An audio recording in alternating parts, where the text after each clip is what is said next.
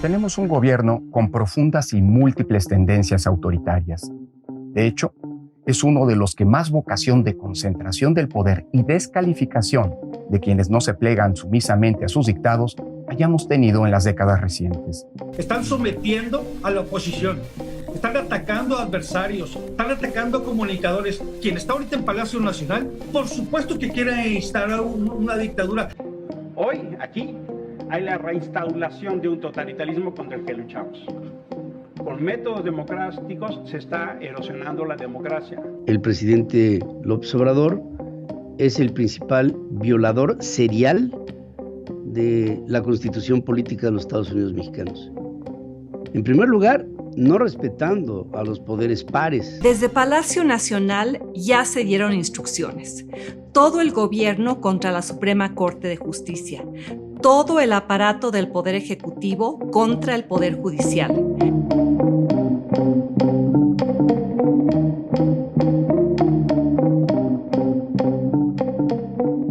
¿Está México en riesgo de transformarse en una dictadura? Busca el presidente Andrés Manuel López Obrador destruir las instituciones y perpetuarse en el poder. ¿Vive la sociedad mexicana bajo el yugo de un régimen autoritario que persigue y castiga a quienes piensan diferente? ¿O será que estamos viviendo un proceso democratizador, un proceso de transformación que busca dejar atrás el régimen neoliberal? Y entonces, ¿será también que estamos viviendo lo mismo que algunos gobiernos progresistas de la región que han enfrentado particularmente durante las últimas 2 décadas algo que se ha denominado lawfare o guerra judicial y mediática y que se viene consolidando como una estrategia para derrocar gobiernos populares elegidos democráticamente? Somos Azul Alzaga, Alina Duarte y Oscar Camacho y le damos la bienvenida a este primer programa de En Re, esta colaboración de Canal Red y de Raíz que busca analizar la actualidad política mexicana y lo que en ella juegan los medios de comunicación.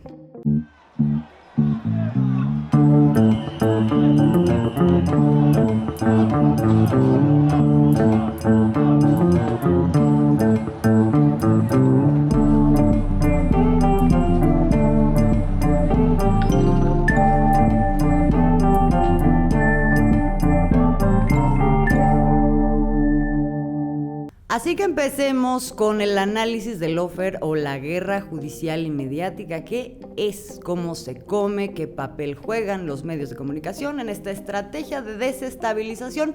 La mejor forma de entenderlo es verla en acción y para ello vamos a viajar a Centro y Sudamérica, donde algunos países con gobiernos progresistas llevan ya años enfrentando esta experiencia. Alina Duarte y el equipo de Raíz nos dan las claves.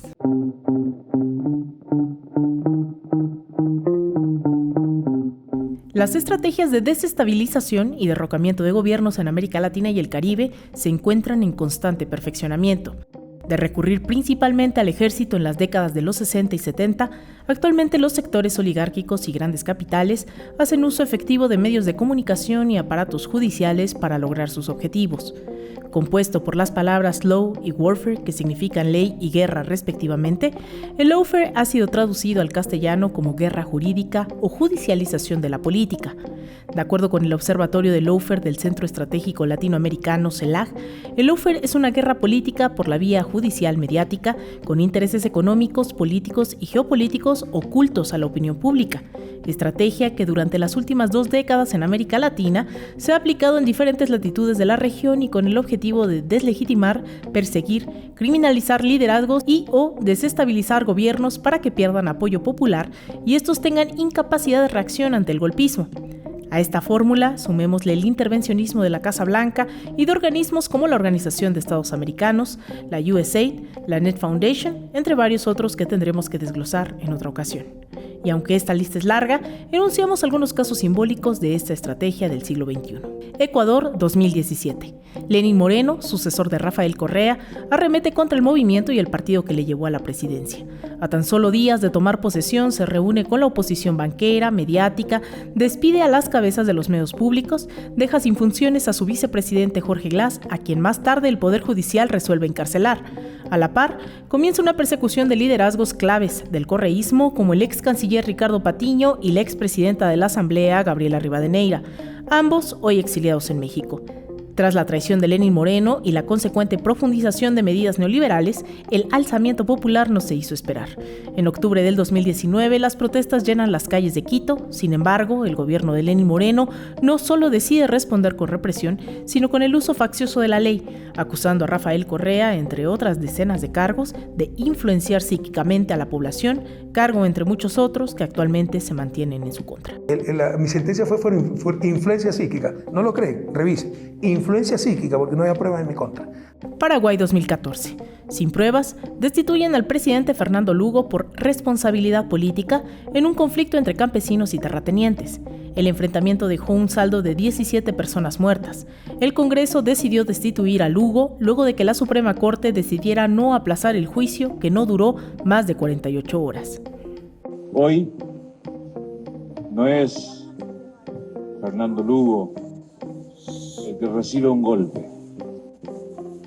Hoy no es Fernando Lugo el que es destituido. Es la historia paraguaya, su democracia, la que ha sido herida profundamente.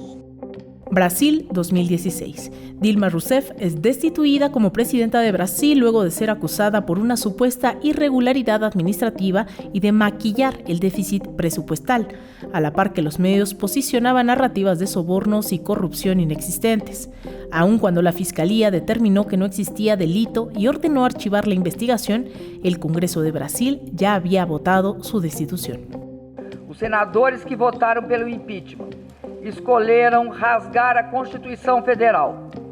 Decidiram pela interrupção do mandato de uma presidenta que não cometeu crime de responsabilidade.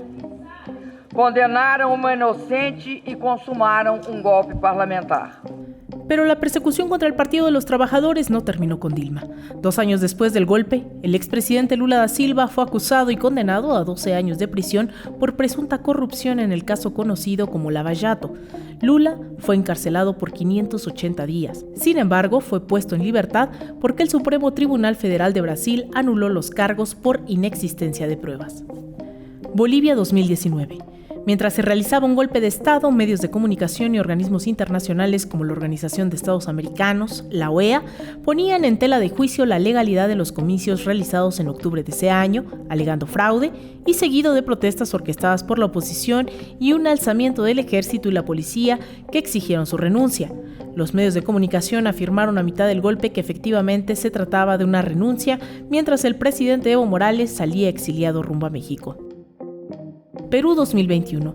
Pedro Castillo, un maestro rural y líder sindical, gana la presidencia. Su contrincante, Keiko Fujimori, busca por semanas obstaculizar la victoria impugnando varias casillas, con lo cual solo logra retrasar lo inevitable, la llegada de Castillo al gobierno. Durante más de un año, los ataques de medios de comunicación destilando clasismo, racismo y un claro olor golpista fueron erosionando el gobierno progresista para consolidar un golpe de Estado adjudicando incapacidad moral del mandatario. Al tratar de acudir a la Embajada de México para pedir asilo, Pedro Castillo es detenido y encarcelado, mientras su familia logra exiliarse en el país norteamericano. La vicepresidenta de Argentina, Cristina Fernández de Kirchner, es acusada de corrupción e inhabilitada para no competir por las elecciones presidenciales de 2024. En el marco del proceso judicial en su contra, intentan asesinarla a las afueras de su hogar. México 2004. El entonces jefe de gobierno de la Ciudad de México, Andrés Manuel López Obrador, es acusado de violar una orden judicial que exigía la suspensión de la construcción de una calle en un terreno expropiado por la administración anterior. Si bien la obra fue suspendida, se argumentó que fue de manera tardía, responsabilizando a López Obrador directamente. El gobierno federal, encabezado por el presidente Vicente Fox, solicita un juicio de desafuero al Congreso en una clara maniobra para impedir que el jefe de gobierno lograra competir por la presidencia de la República en el año 2006, toda vez que estaría sometido a un proceso judicial. El jefe de gobierno tuvo que comparecer ante el Congreso. Diputadas y diputados, con sinceridad les digo que no espero de ustedes una votación mayoritaria en contra del desafuero. No soy ingenuo. Ustedes ya recibieron la orden de los jefes de sus partidos y van a actuar por consigna aunque se hagan llamar representantes populares. Ustedes me van a juzgar, pero no olviden que todavía falta que a ustedes y a mí nos juzgue la historia. El desafuero del jefe de gobierno se consumó el 7 de abril del 2005, desatando una serie de protestas populares que lo catapultaron notoriamente como referente de las izquierdas en el país. La presión popular, sumada a las omisiones y contradicciones del proceso judicial, terminaron por dar la razón al mandatario y al movimiento que sentaría las bases para la creación del partido Movimiento Regeneración Nacional Morena, con el que lograría el triunfo electoral en 2018. Tras alcanzar la presidencia, los ataques en contra de López Obrador no han cesado. Fake news, especulaciones, encabezados alarmistas y columnas llamando a la injerencia y violación de la soberanía nacional han sido las constantes. A esta campaña mediática adversa se suma ahora tanto el bloqueo constante por parte de la Suprema Corte de Justicia de la Nación de las normas aprobadas por el Poder Legislativo afines a la denominada Cuarta Transformación, como posturas de algunos jueces del máximo órgano judicial, así como de ex consejeros del Instituto Nacional Electoral, máximo órgano electoral, abiertamente en contra de la actual administración mexicana. Con todos estos elementos sobre la mesa, ¿podríamos afirmar que en México avanza otro intento de lawfare? Se trata entonces de una guerra política o en relación con otro interés, como el control de recursos económicos estratégicos, por ejemplo, que se da a través de cauces judiciales y cierra con el convencimiento social sobre un relato que respalda esta causa judicial. Evidentemente, esto implica un punto de partida que se sitúa en actores políticos o de poder económico detrás de la acción, pero que no podrían prosperar si no estuvieran acompañados de dos factores fundamentales: la corrupción del sistema judicial y sus actores, y la complicidad o el control de los medios de comunicación para construir con estas dos piezas una narrativa de orden legalista y legitimadora de la acción. De otro modo, pues no podrían justificar el golpe a un gobierno legítimamente constituido. Veíamos entonces, Alina, voy contigo, que México ya tuvo su primer episodio de una gran dimensión en la aplicación de esta guerra judicial y mediática. Ahora, ¿dónde nos encontramos? ¿Estamos otra vez ahí? ¿Está México entrando en la misma lógica que otros países de la región? Bueno, como veíamos en esta radiografía, ¿no?, de este llamado lawfare o guerra judicial y mediática en América Latina, difícilmente habríamos de creer que esta plaga golpista definitivamente no está arremetiendo en México. Si bien cualquier proceso político está lejos de ser la panacea que habrá de salvar a la humanidad, hay que ser muy obtuso para no ver que los medios de comunicación operan día y noche, sin importar si son argumentos o no que pueden sostenerse, un poder judicial anclado en el mejor de los casos en debates del siglo pasado, e incluso ahora también lo vemos expresado a través de instituciones como el Instituto Nacional Electoral, el INE, el máximo órgano electoral en el país, en el cual se suma ahora esta campaña de estigmatización, criminalización y persecución, lamentablemente e incluso sorprendentemente, no solo a dirigentes de la llamada Cuarta Transformación, sino a ciudadanos de a pie, o en este caso periodistas, ¿no?, que participamos en la vida pública de este país, comentando, actuando, y en el caso personal, y que es el caso de cientos de personas hoy en este país, llaman a la puerta, nos entregan, ¿no?, un requerimiento de información e incluso nos llaman a comparecer por estar participando en debates públicos. En este caso, bueno, en mi caso, el llamado Juicio Expresidente es una consulta popular que alcanzó millones de personas y que ahora, pues claramente el Instituto Nacional Electoral, el INE, se pone de lado abiertamente de una oposición electoral ideológica en este país. Así que síntomas de lawfare en México definitivamente no tengo la menor duda. Bueno, pues son dos patas, ya lo estábamos viendo, y una es la del Poder Judicial. Vamos a empezar por ahí. ¿Por qué es tan sencillo que este poder, cuya misión es garantizar la justicia en la sociedad, se convierta en garante de los intereses de una minoría? La justicia, la aplicación de la ley son la misma cosa. Se dice, por ejemplo, ahora lo estamos escuchando, que los tribunales, la Suprema Corte de Justicia, son vigilantes de la ley, son vigilantes de la Constitución, y que su papel es autónomo. autónomo. ¿Lo es así? ¿Son autónomos? Y si es así, ¿por qué el nivel de desconfianza que existe hoy en América Latina y México hacia ese poder? Vamos a ver un dato de acuerdo con el propio magistrado. Es un dato que dio el magistrado presidente del Tribunal Electoral del Poder Judicial de la Federación, y según este dato, los niveles de confianza en el Poder Judicial en América Latina son bajos y en México son críticos. Vamos a escuchar.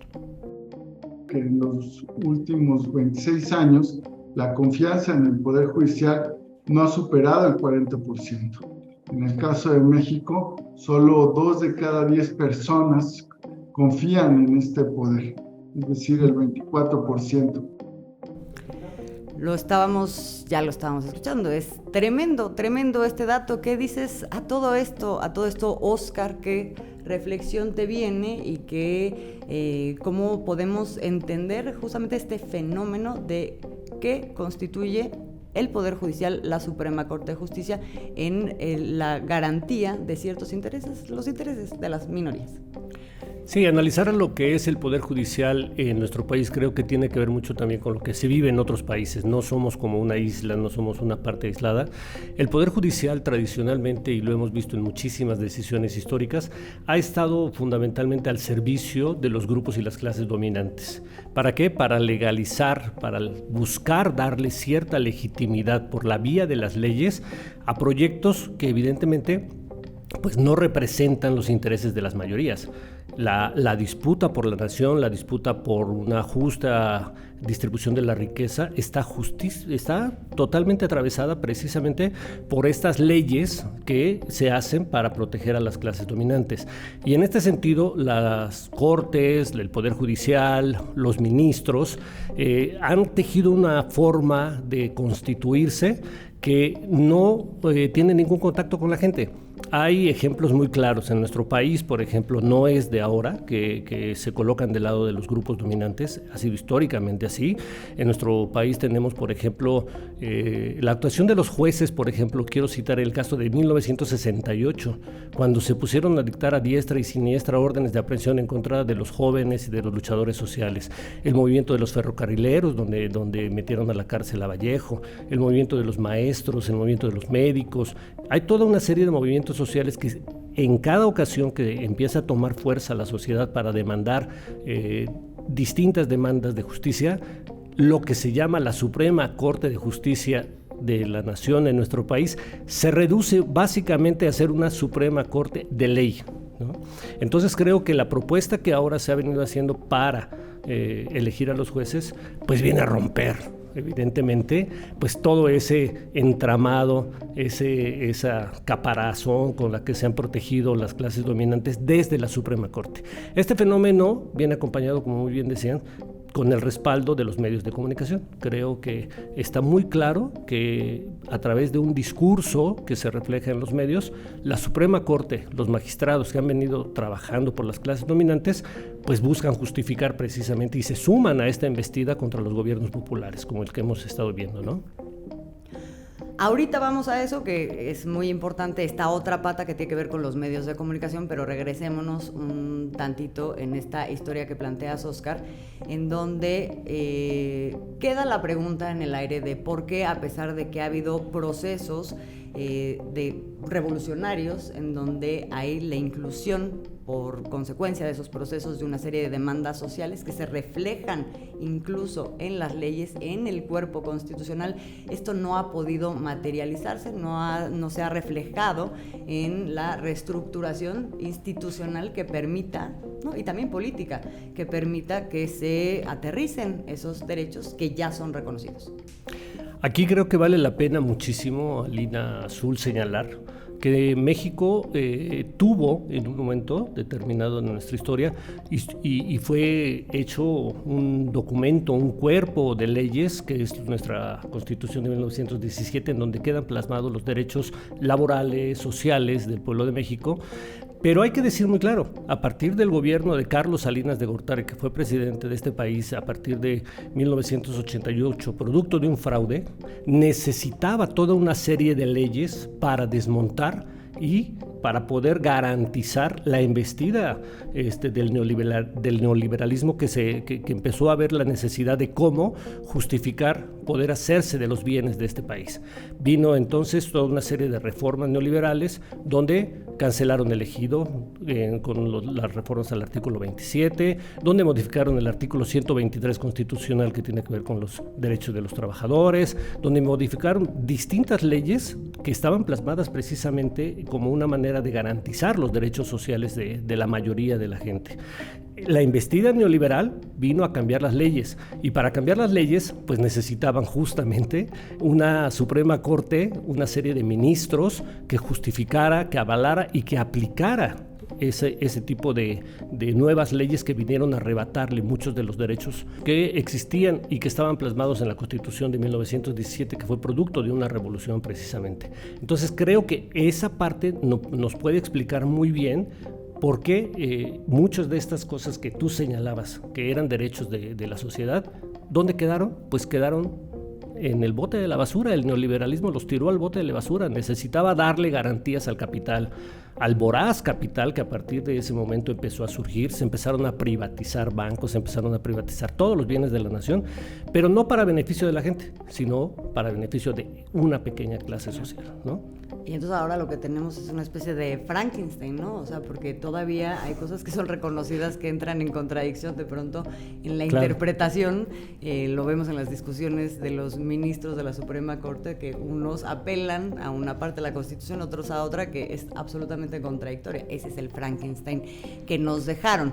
Vamos a la otra parte que tiene que ver, digamos, en todo este entramado con el rol que juegan los medios de comunicación. Ya vimos que de pronto estos gobiernos progresistas que tienen amplio apoyo popular, pues no pueden echar nada más mano de campañas mediáticas, tienen que hacerlo de la mano pues de una autoridad que valida de manera pues legaloide toda una embestida judicial, y ya una vez teniendo eso, entonces sí se vuelve muy importante lo que hagan los medios de comunicación, y lo que hemos visto es que en todos los casos acompañan un relato, una narrativa que va criminalizando los gobiernos progresistas, y no solamente eso, no solamente los medios de comunicación, también entran al juego otras organizaciones internacionales como la Organización de Estados Americanos, que ha sido pues un factor muy importante en América Latina, por ejemplo, en estos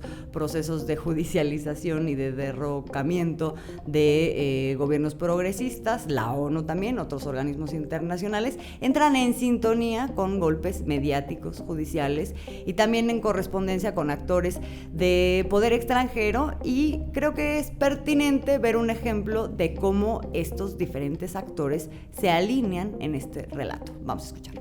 Sí, hubo un golpe de Estado en Bolivia. Ocurrió el día 20 de octubre cuando se cometió el fraude electoral que tenía como resultado el triunfo del expresidente Evo Morales en primera vuelta.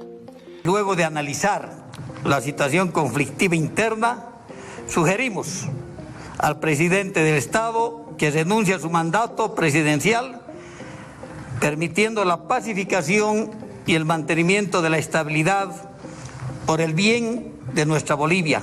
Quiero dejar en claro que no hay un golpe de Estado en Bolivia, hay una reposición de la legalidad constitucional. Los vecinos que hacen vigilia en diferentes lugares de la ciudad de La Paz aplaudían el paso de los militares y policías en diferentes puntos. Las armadas salieron a las calles, esto luego de que ayer la policía pidiera ayuda al sentirse rebasada por turbas vandálicas que provocaron daños millonarios en bienes públicos y privados, así como saqueos en toda la zona sur de La Paz y en el Alto. Aquí vemos otra señora que está con las lágrimas, quizás de alegría, de emoción. Soy vieja, señor, nunca pensé vivir esto, es lo único que le digo. Emocionada que los policías trabajen con los militares. Emocionada estoy, señor, y que Dios los proteja. Ellos van con el Rey de Reyes adelante, señor.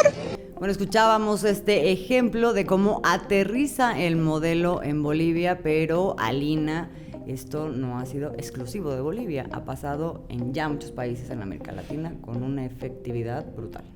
Así es, yo creo que los medios de comunicación, así como lo vemos, son piezas fundamentales, ¿no? de estas estrategias de desestabilización, incluso de golpismo, abiertamente, ¿no? Lo veíamos en Bolivia aplaudiendo, los titulares aplauden a los militares y reconocen, ¿no? Que el rol fundamental tiene que ir por ahí, construyen esta narrativa de fraude. Sin embargo, durante los últimos 20 años al menos hemos visto el intento de derrocamiento de Hugo Chávez en el 92, acompañado de Globovisión, acompañado de toda esta estrategia mediática.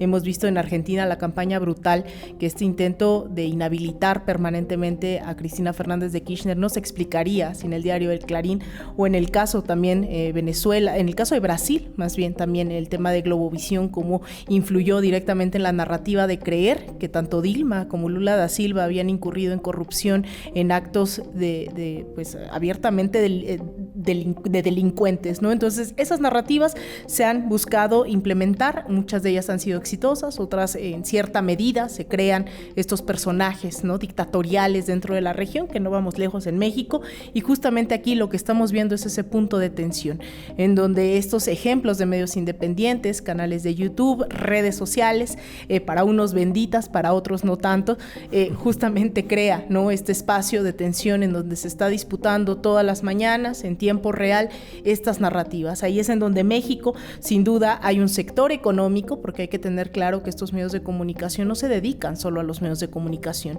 tienen inversiones directamente en otros espacios, en temas energéticos, va ligado justamente al tema de la soberanía energética, alimentaria, ¿no? Esos grandes temas, no se diga la banca, que está inmiscuida directamente y fueron quienes llevaron prácticamente a la deslegitimación del correísmo en Ecuador, y hoy en México estamos ante lo mismo, ¿no? Cómo es que estas organizaciones denominadas muchas de ellas de la sociedad civil, están indignadas porque no pueden terminar de crear esa cara de la moneda que ya no es incuestionable, que ya no es inapelable, como hace tan solo unas décadas, donde solo existía Televisa, solo existía en el mejor de los casos TV Azteca, aunque era la misma narrativa, y ahora estamos presenciando ese momento de tensión hoy en este país.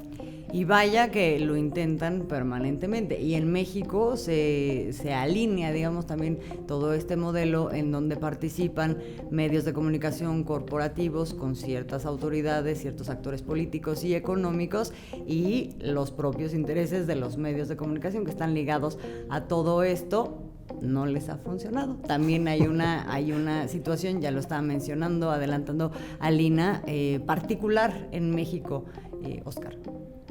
Sí, sin duda, así como ha ocurrido en América Latina, como muy claramente lo acaba de exponer Alina, en México de la misma forma, o sea, no hay como haz de cuenta que están copiando así un calca, ¿no? De cómo tienen que actuar los medios de comunicación, pero evidentemente pues es como señalas, Alina, no es porque hay un modelo, es porque hay intereses. En México los medios de comunicación los dueños de los medios de comunicación, porque eso hay que señalarlo muy específicamente, los dueños están imbricados con el poder económico.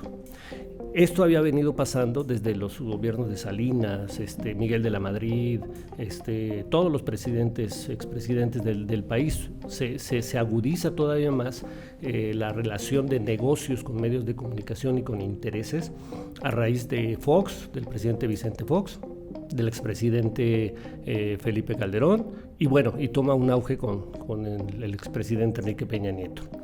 Los medios de comunicación en México han querido replicar este modelo y lo han hecho durante muchos años de justificar estas narrativas.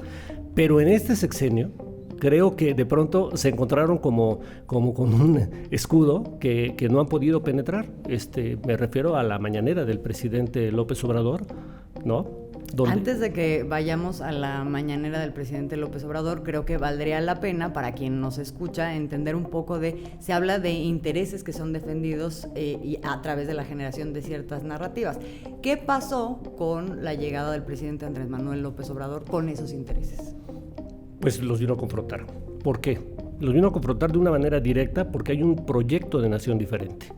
Se está tratando, se está luchando, se está empujando todos los días con la idea de que el gobierno sirva precisamente a las causas y a los intereses populares.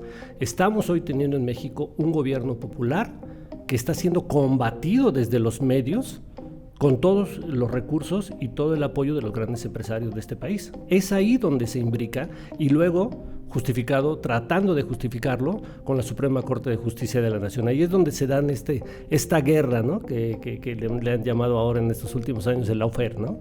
Entonces creo que lo estamos viendo muy claramente. Aquí, por ejemplo, si nosotros vemos el periódico Excelsior, el dueño del periódico Excelsior está metido en infinidad de negocios, ¿no? Vázquez Raña es un personaje de negocios. Francisco Ili Ortiz, que es el presidente y dueño del Universal, igualmente. El dueño también de Reforma, pues es parte de los grandes capitales de este país. Son 3 medios que son un ejemplo hoy de esta imbricación entre intereses empresariales con medios y que utilizan a la Corte para legitimar sus demandas. Aquí en México es muy claro. El presidente empezó a echar a andar una serie de reformas, la Corte las echaba para atrás y en los medios que veíamos el ataque inmediatamente a las propuestas y a las iniciativas del presidente López Obrador en materia energética, en materia laboral. Todo es exactamente contrario a los intereses de estos grandes empresarios, de estos grandes grupos neoliberales. Y en los medios hemos visto una narrativa impresionante, una embestida día con día. Y hablamos de Televisa, y hablamos de Televisión Azteca, y hablamos del Grupo Imagen, ¿no? Y ahí pues evidentemente también tienen a sus líderes, llamados líderes de opinión, que se van con todo noche tras noche sus noticieros. Entonces sí estamos viendo cómo hoy este intento por ir en contra de un gobierno popular en México creo que está siendo frenado hasta ahora por esta conferencia mañanera donde se le rompe su discurso, ¿no? Donde se le rompe esa narrativa de legalizar y justificar todo lo que es la embestida en contra de un proyecto popular, ¿no? Que fíjate que felizmente en el caso de México, bueno, y a diferencia de otros que hemos visto en América Latina, aquí no estamos viendo un escenario en donde, por lo menos ahorita, se haya buscado un derrocamiento a través de la guerra judicial y mediática del gobierno, esta criminalización de la figura del presidente, de cierta forma sí, pero no con los efectos que sí hemos visto en Brasil, hemos visto en Bolivia, ahora estamos viendo también en Perú, pero sí un sabotaje permanente que lo que busca es hacer muy difícil que haya una continuidad en este proceso de transformación que se ha echado a andar. Pero a lo que quería llegar un poco es que felizmente esto ha detonado otro proceso de democratización del debate público, ¿no? Porque en todos los países donde esto sucede, pues es abrumador el papel de la prensa y cómo este relato finalmente convence a una parte muy importante de la población. Esto no está pasando en México y ahí ya lo venimos viendo, pero creo que ahí hay que hacer un acercamiento a este tema de lo que es el rol que ha jugado la conferencia matutina presidencial, que se da todos los días a las 7 de la mañana y puede durar 1 hora, 2, 3. Y tiene uno de los mayores, además, audiencias a nivel de los programas en streaming, lo cual también es insólito. Claro, yo creo que hay varios factores que se han detonado durante los últimos meses y sobre todo en los últimos años, ¿no? A la llegada del 2018 hay una ruptura en muchos sentidos, ¿no? En proyectos económicos, políticos, sociales, pero también ideológicos, culturales y de debate público, ¿no? A nivel, si uno sale a la calle, uno escucha, ¿no? Y uno vive y uno ve que hay varios cambios y eso tiene que ver también con la forma en la que nos estamos informando, ¿no? Ya no hay estos grandes monopolios de la información que aún cuando quieren ostentar esa narrativa y existiendo como monopolio económico, no existen ya como un monopolio ideológico cultural dentro del grueso de la población.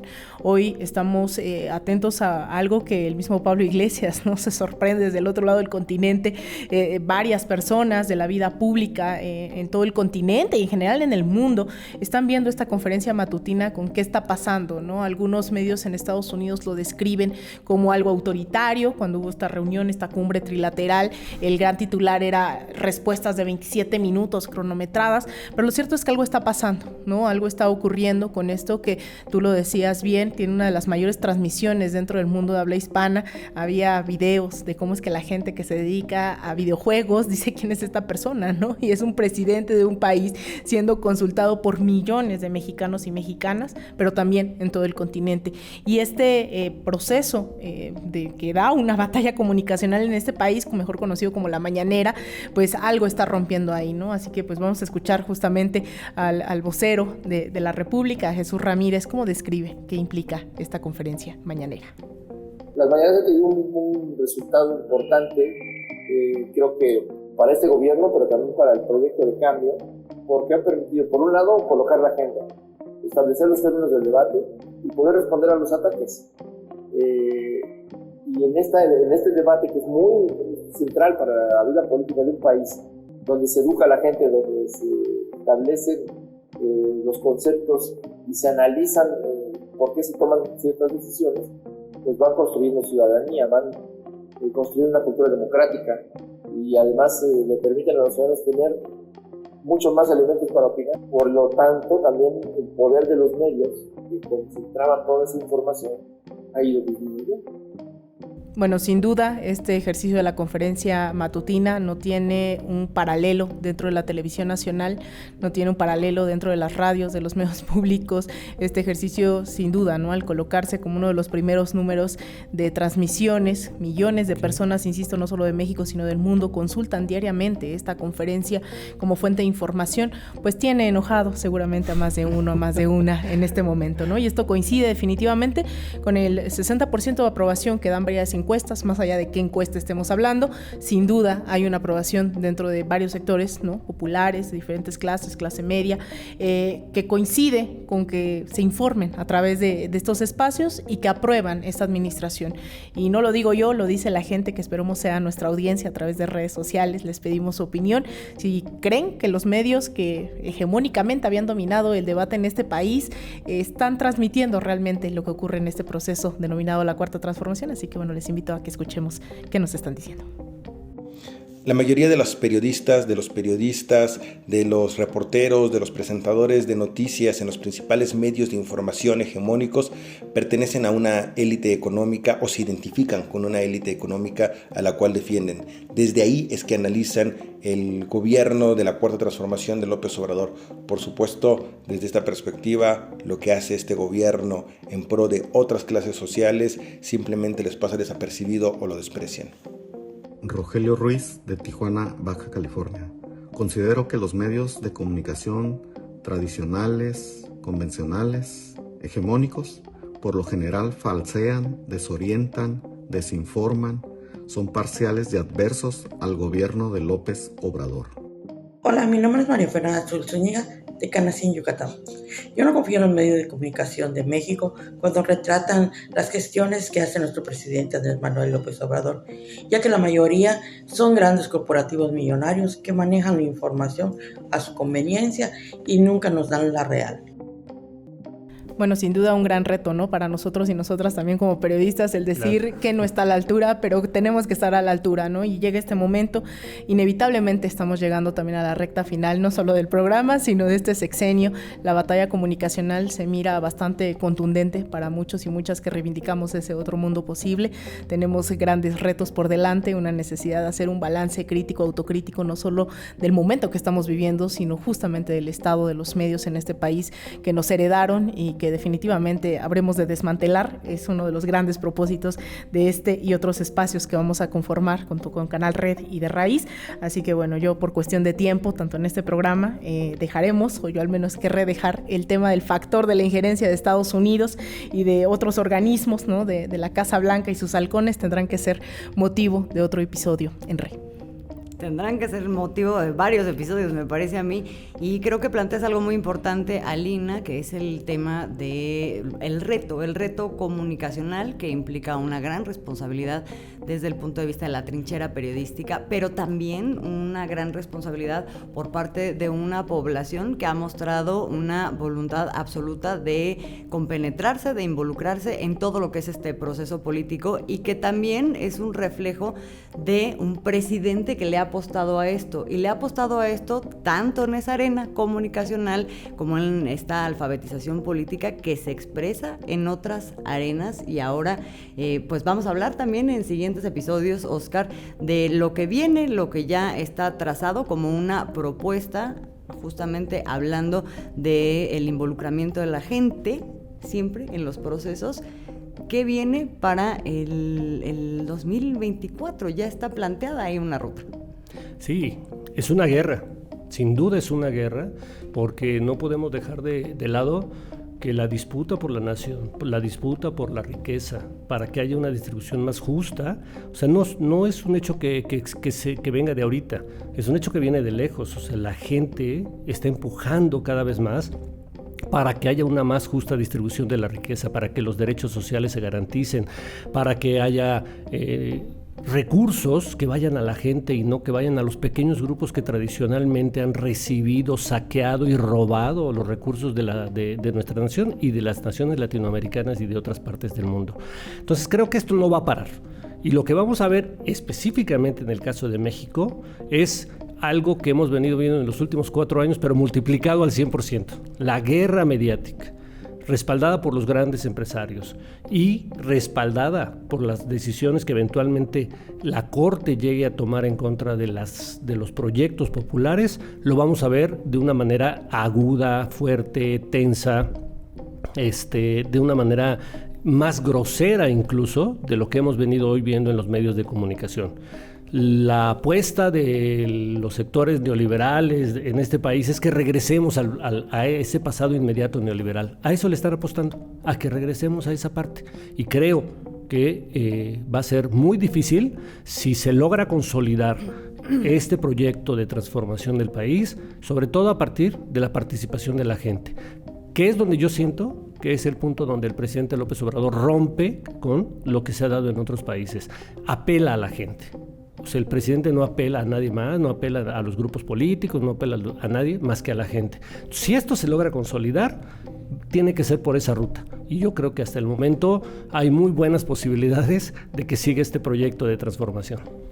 Y en este momento se está planteando que se apela a la gente en una cosa donde nunca se le había tomado en cuenta. ¿Nunca? Bueno, hay muchas cosas en donde no se le había tomado en cuenta, pero en el tema de qué va a pasar con un poder judicial que ha venido siendo uno de los pilares de la defensa de intereses particulares, ahora pues se está planteando una transformación que es muy interesante y de la que le vamos a platicar en nuestra próxima emisión, las razones por las que se está planteando esto y qué es lo que se está proponiendo como uno de los grandes temas del plebiscito que será estas elecciones de 2024 para la profundización de la cuarta transformación. Que es la elección por voto directo de los magistrados de la Suprema Corte. Bueno, por lo pronto con esto nos vamos a quedar. Somos Azul Alzaga, Lina Duarte y Oscar Camacho, y le agradecemos mucho que nos haya acompañado en esta primera emisión de En Red, colaboración de Canal Red y de Raíz. Muchas gracias.